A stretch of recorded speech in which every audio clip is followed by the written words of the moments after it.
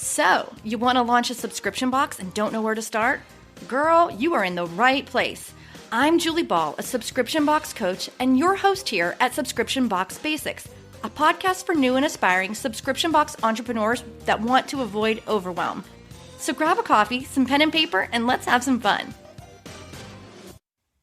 Hey, and welcome back to Subscription Box Basics with Julie Ball. That's me. I'm your host. And this is episode 23, where we're talking to Mario Barrett from Cratejoy. He's the Senior Director of Seller Success. And this is the second episode of 3, where he is kind of pulling back the curtain and giving us some details on what the data tells them and what he sees as some of the most successful tactics. So we're jumping right back into the conversation with Mario. Okay, Mario. So what's one of your favorite things about working in the subscription box industry? I have so many favorite things. Me too. So I'll go with 2 though. So the first favorite thing I have are, for the most part, every subscription box we work with is a small business. It's a sole proprietor. It's someone trying to hustle and make it. And if you talk to anyone at Cratejoy, we just love that. We love helping. We love to build things that help you actually be successful. And we don't say it anymore, but our motto used to be we want to help people quit their jobs, basically. We want to help them build a business to go out and do what they love and have that passion. And it's why I like getting on the phone with sellers, because I like to hear what they're doing. I like to learn about, oh my gosh, how'd you solve the situation? That's a crazy thing you're going through right now. Mm-hmm. And it's just exciting. And that's what I love about it, because I get to work with a ton of small businesses and watch them grow and be successful. And it shows me that it doesn't matter who you are or what you're selling, you can make it. You just have to really find that fit and serve a customer's real pain point or need, and you can make it. You don't have to have some advanced fancy degree or skill set. It's just go hustle and do a good job. It's actually it's not that simple, but it is that simple. Right. But it's also the variety. The other thing I like are the variety of boxes we see out there. I mean, it is shocking at how many different types of subscription boxes there are. I'm telling you, when we talk to people that don't know about Cratejoy, and it's a subscription box marketplace and a SaaS tool. Whoa, how many do you guys have? 102? No, we have 3,000 boxes on the marketplace. It's crazy to think there are that many out there, and there are way more than that outside of Cratejoy. So it's just seeing how people are actually approaching this and redoing the model all the time, how they're trying to connect with customers. Because if you read a lot of stories a couple of years ago, it's there's so much saturation in subscription boxes. It's on the decline. We're seeing the absolute opposite. While you might not have the volume of people starting, you're actually having a higher volume of people being more successful, because they're finding their niches, they're finding their customers, and they're actually really fine-tuning the products and growing. Which is so important. You can't try to please everybody. You've got to fine-tune it and really niche down. I always talk about that so that your exact target audience should know immediately when they see it, this was made just for me. Oh yeah. If you ever hear Amir, so Amir's our CEO, if you ever hear him talk about this, he uses this Shetland pony example, because you can provide a box to people who love Shetland ponies from all over the world, and they will immediately connect with that as the product for me. It's a box for people who have pet pigs. I mean, there are those boxes, and I know. Oh my god, you're oh my god, I have a pet pig. I should get this box. I should get this box. Yeah. Awesome. It's crazy. It's cool though. I know. It's fun to see all the variety out there. So thank you for that. Let's dive into our topic, which is overcomplicating your product. Yeah. Yes. So this is a thing where when we launch a business, sometimes we get overzealous and we get really excited and we want to give all the people all the things, but it's just going to be a disaster. And so you have to, as we talked about, you really have to niche down and solve that pain point. And how do you do that? Which products are you going to provide? What are you going to provide a community? Are you going to provide what type of inserts and proprietary materials? So it can get exhausting if you try to do too much. I agree. It is absolutely overwhelming. A subscription box is actually a very difficult thing to do. It's not an e-commerce store. It's not like you're not buying 100 t-shirts and just letting them sell one by one. Right. There's so many moving parts. Right. You're doing everything too. Your operation. So your sourcing, your merchandising, your operations, your support, your logistics, your marketing, your like literally every single thing in one, and it changes every single month. Right.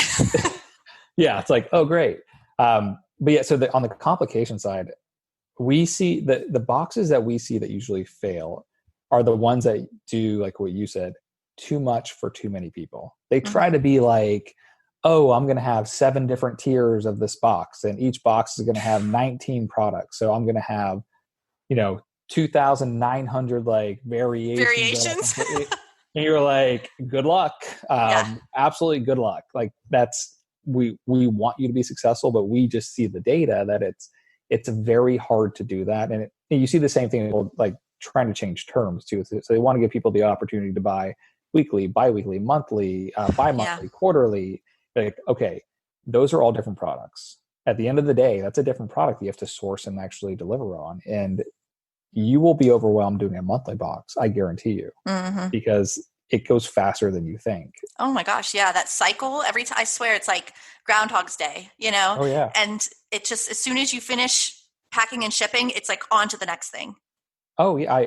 I used to pack boxes in my living room. I'm Me sure too. That it resonates with people. And I remember packing 500 boxes in the living room takes a long time. It does. Just printing the labels takes a long time. And it makes a mess. Yeah. And you're like, oh my gosh. And so before you even like get out to a fulfillment center, you have to realize you have to store this inventory. You have to manage this.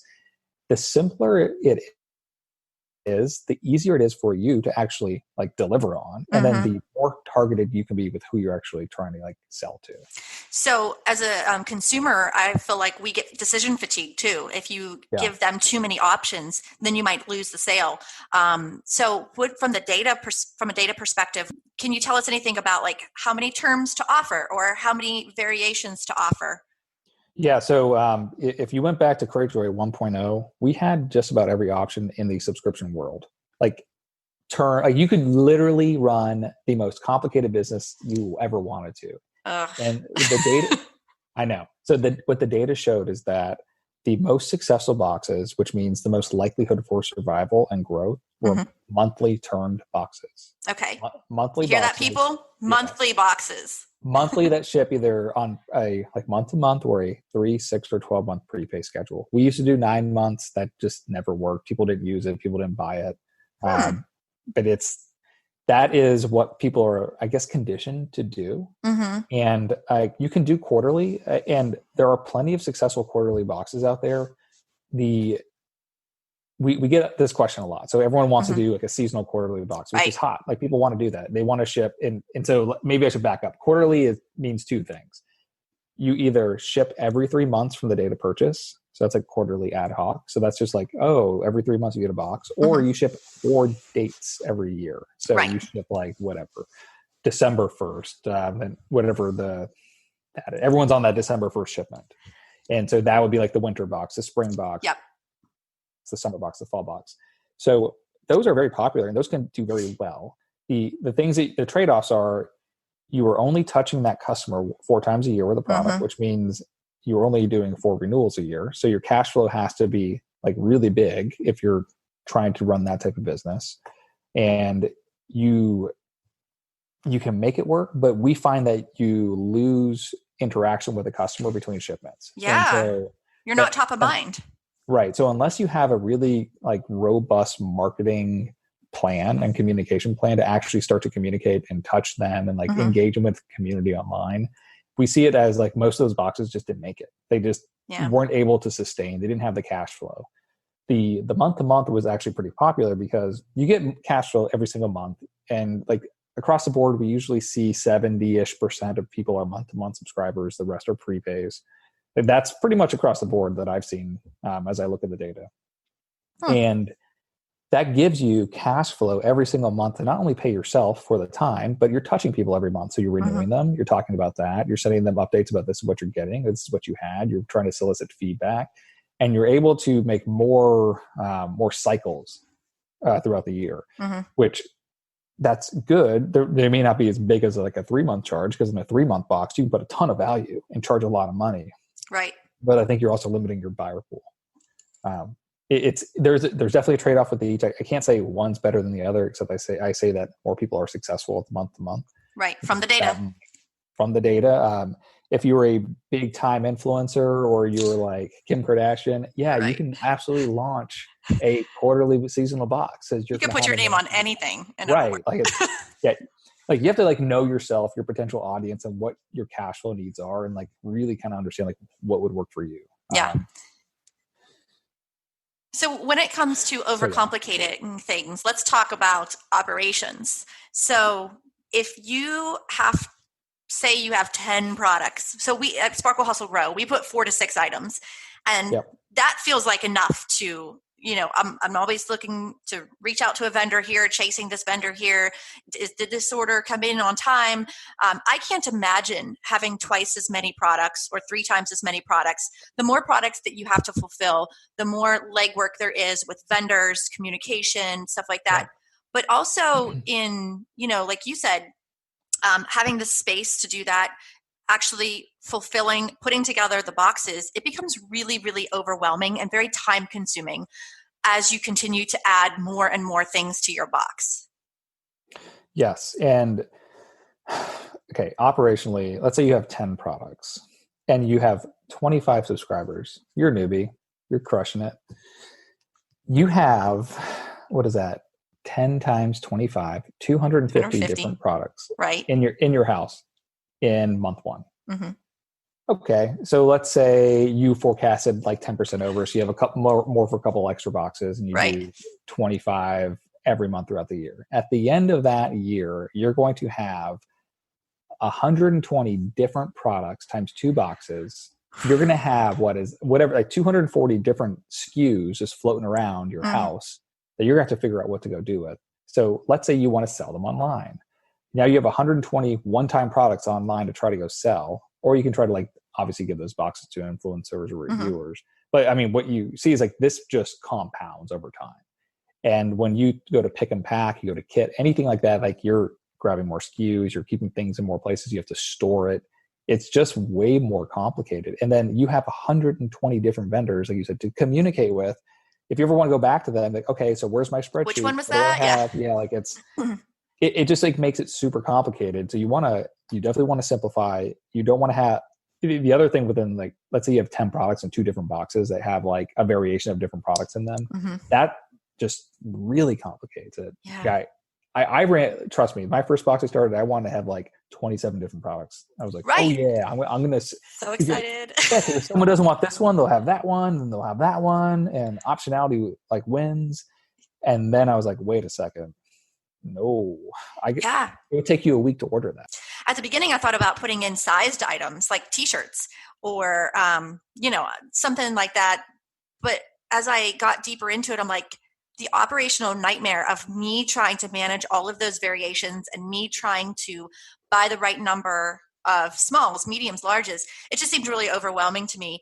It might come a little bit more naturally to someone who maybe runs a boutique and then they want to add another stream of revenue as a subscription box. I think that it would be really, really a good idea. But for me, that's why we don't use sized items at all. We don't offer it in our boxes. Not only don't we don't have the space for it in our small 6x9x3 boxes, but I just couldn't put my head around trying to figure out, making sure that 1, someone got the right size, and 2, I didn't want to be in the business of returns and exchanges. Yes, yes. I usually don't see people get sizing right until they hit scale, because then they kind of know within like a percentage of what they need to order every month, and they're ordering a couple months in advance, or they have like a really good supplier locally that can like deliver to their warehouse. It is so complicated. I wouldn't touch sizes. Like I'd be too scared of that. It's so complicated.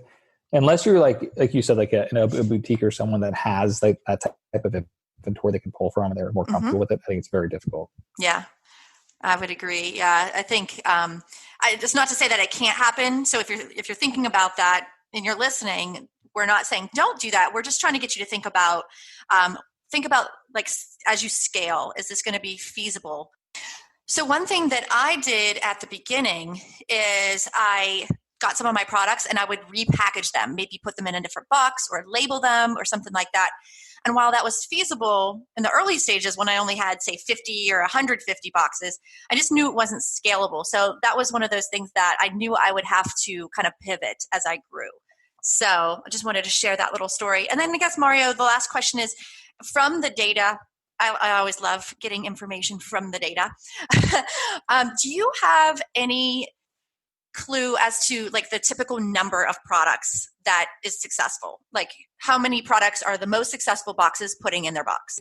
So this is at a volume level. So not like the most successful box or any of that. It's usually between 4 and 7 is what we see. That's like the volume. Like most people have 4 to 7 products. Now it's always category dependent, but across the board, the ones that are doing well, they're either doing an experience that like, hey, here's a kit that you actually work on, like a craft, or if they're doing more of that lifestyle, like curated box, it's not just like lifestyle. It's specific for that audience, but they're doing like anywhere between 4 and 7 products to get the value. Yeah, got it. Okay, cool. So do you have any other closing advice about overcomplicating your product other than don't overcomplicate your product? That is the only advice I have. Do not overcomplicate. Like win in one area, deliver one type of very simple product to a very like passionate audience that wants to buy it and loves it, and then start to get more complicated. But you have to own something first. Yeah. And that way you have like the right to sell other things. Awesome. Like I say right in air quotes, but right. Right. No, that's good advice. Okay. Well, thank you so much again for chatting with us on this topic. And guys, make sure you tune in to the next episode when we're going to talk about getting feedback on your box and what to do with it.